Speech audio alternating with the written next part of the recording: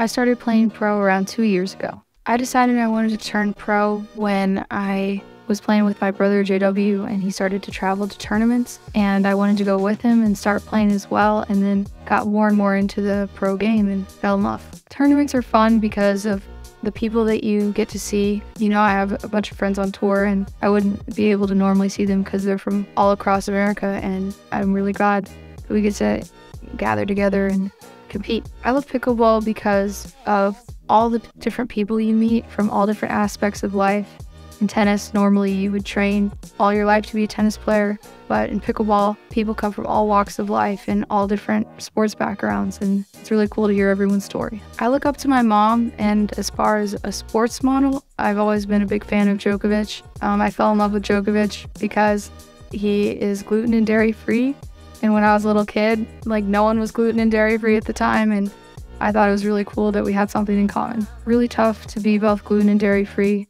Just because of traveling, it's hard to find food, but recently, you know, there's been a lot more options in just regular restaurants, and so it's been really nice. My most memorable win was when I won the New York Open with my brother JW. It was really fun, just being able to compete with him at that level and getting a win with him at such an important venue. I would describe pickleball in 3 words as welcoming, fun, and fast-paced. I've seen the sport of pickleball change over the past few years, and the fact that it's picked up pace quite a bit, especially the women's game, has become very entertaining to watch. You know, there's tons of speed ups, tons of long rallies, and I think we've cut out dinking quite a bit.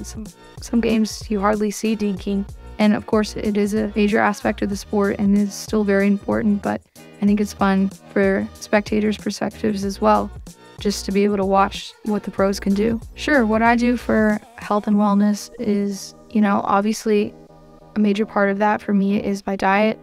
I've been gluten and dairy free for most of my life because of an allergy, but now that I've become an athlete, you know, it's helped anyways. So I'm glad I've had that sort of background of never enjoying it anyways. So I don't know what I'm missing out on. And, you know, obviously fitness is a big part of being an athlete. You have to keep up with your fitness, and just taking care of yourself in general, I think, is really important to perform your best. I would love to just play to the best of my ability for as long as I can. I really love the sport.